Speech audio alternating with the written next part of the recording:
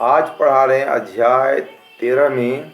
Heading है सांप्रदायिकतावाद या संप्रदायवाद। सांप्रदायिकता या संप्रदायवाद के दुष्परिणाम। समझ रहे हैं हेडिंग क्या है? सांप्रदायिकता या संप्रदायवाद के दुष्परिणाम क्या क्या हैं, कौन कौन हैं? एग्जाम में आएगा, ध्यान दीजिए। संप्रदायवाद के दुष्परिणाम से क्या समझते हैं? संप्रदायवाद के दुष्परिणाम का क्या अर्थ है? संप्रदायवाद के दुष्परिणाम की व्याख्या कीजिए। अंतर क्या होगा? एक होगा, ध्यान दीजिएगा। एग्जामिनर तरह तरह से क्वेश्चन पूछता है घुमा के। अब समझने वाली बात है। अब जानना है कि इंडिया में, भारत में संप्रदायवाद से बहुत गंभीर क्षति हुई है, हानि हुई है। क्या हुआ है? संप्रदायवाद, जातिवाद से क्या देश को क्या हुई है? काफी क्षति हुई है। क्षति, हानि हुई है। हानि समझते हैं ना बच्चे? हानि, क्षति, हानि हुई है, क्षति हुई है देश में। इसका परिणाम बहुत खराब पड़ा है। समझे बात को? भारत पाकिस्तान बंटवारा संप्रदायवाद का ही परिणाम है। भारत और पाकिस्तान का तो बंटवारा हुआ देश में। इंडिया और पाकिस्तान का जब बंटवारा हुआ भारत का, तो ये दुष्परिणाम का ही कारण है। समझे? भारत पाकिस्तान बंटवारा संप्रदायवाद का ही एक परिणाम है। संप्रदायवाद से समाज को जिन बुराइयों और कठिनाइयों का सामना करना पड़ता है वे निम्नलिखित हैं। यानी संप्रदायवाद से समाज को जिन बुराई और कठिनाई से सामना करना पड़ता है उसके बारे हम पॉइंट अनुसार जानेंगे। कौन कौन से पॉइंट है, क्या क्या संप्रदायवाद के दुष्परिणाम है, बात समझ गए? पहला है राष्ट्रीय एकता में बाधा। हमारी देश, भारत देश, एकता, इंडिया में राष्ट्रीय एकता, नेशनल यूनिटी, क्या बोलते हैं इंग्लिश में? National unity. तो फर्स्ट पॉइंट, राष्ट्रीय एकता में बाधा उत्पन्न होती है संप्रदायवाद। आप इस चीज को समझते हैं? संप्रदायवाद राष्ट्रीय एकता में बाधा उत्पन्न करती है, पहला पॉइंट। दूसरा पॉइंट है राष्ट्रीय स्तर का संघर्ष, नेशनल लेवल में स्ट्रगल। बात समझ गए? संप्रदायवाद लोगों में राष्ट्रीय स्तर के संघर्ष को जन्म देती है, बढ़ावा देती है।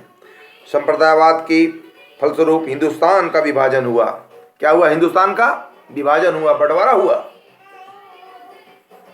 इन संप्रदायवाद समूहों के कारण अलग अलग स्वार्थ होते हैं, अलग अलग स्वार्थ होते हैं।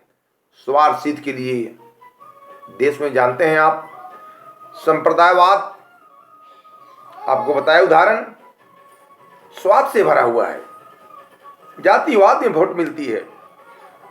तीसरा पॉइंट है असुरक्षा की भावना। संप्रदायवाद की ने आज जीवन में असुरक्षा की भावना पैदा कर दी है। कोई सुरक्षित नहीं है। देखते हैं कहीं पर कुछ हुआ तुरंत दंगा फसाद फैल जाता है। कहीं पर कोई सुरक्षित नहीं है इंडिया में, दुनिया में। आप गौर कीजिए, इस संप्रदाय देश को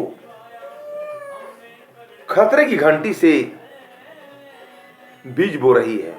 अभी भी हमारे देश को खतरा है संप्रदायवाद से, और हम असुरक्षा की जड़ से जी रहे हैं। चौथा पॉइंट प्रवास, आपसी तनाव। आपसी तनाव भी सांप्रदायिकता का एक बहुत बड़ा कारण है। देखिएगा, जिस मोहल्ला हिंदू मुसलमान है उसमें आपसी भाईचारा रहता है, लेकिन कुछ ही लोग हैं संप्रदायवाद को बढ़ावा देकर आपसी भाईचारा को खत्म कर देते हैं। आप भी समझदार है इस चीज से। पांचवा है जन धन की हानि। संप्रदायवाद से जन धन की हानि है। इसे देश में इसका दुष्परिणाम बहुत ही खराब पड़ता है। हेडिंग है दुष्परिणाम क्या पड़ रहा है, उसके बारे में हम बता रहे हैं आज आपको। तो पांचवा पॉइंट है जन धन की हानि, इसका दुष्परिणाम का कारण है। छठा राजनीतिक अस्थिरता, राजनीतिक अस्थिरता भी संप्रदायवाद के दुष्परिणाम का एक बहुत बड़ा ही कारण है कि नहीं। उथल पुथल जातिवाद संप्रदायवाद के कारण ही राजनीतिक पॉलिटिकल अस्थिरता पैदा हो जाती है। सातवां है पारिवारिक विघटन। अब जानिए पारिवारिक विघटन क्या है, कैसे होता है। संप्रदायवाद से पारिवारिक विघटन हो जाती है, परिवार टूट जाता है, समझ रहे हैं। आठवां पॉइंट है आर्थिक विकास में बाधक, इकोनॉमी डेवलपमेंट में बाधा उत्पन्न हो जाती है। अब जानिए कैसे बाधा उत्पन्न होती है भाई। जैसे आर्थिक विकास हम कर रहे हैं, देश कर रहा है, डेवलपमेंट कर रहा है। आप सोचिए कोई भी डेवलपमेंट करता है तो उसको लोग डैमेज करने वाला भी लोग होता है कि नहीं। आप समझदार हैं, समझिए चीज को। आर्थिक विकास में बाधक, आर्थिक डेवलपमेंट में बाधा उत्पन्न करता है। नौवां पॉइंट है राष्ट्रीय सुरक्षा को खतरा, नेशनल सिक्योरिटी को भी ये दुष्परिणाम से खतरा उत्पन्न हो रही है। संप्रदायवाद से हो रही है कि नहीं, पक्का हो रही है।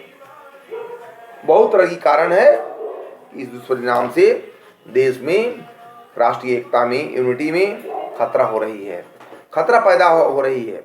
उस खतरा पैदा से हमारे देश को क्षति हो रही है। यूनिटी में ढांचा मजबूत नहीं हो रहा है। हमारे देश को सुदृढ़ बलशाली होना चाहिए। इस सांप्रदायिकतावाद से हमारे देश की नस्ल खराब हो रही है, स्थिति खराब हो रही है।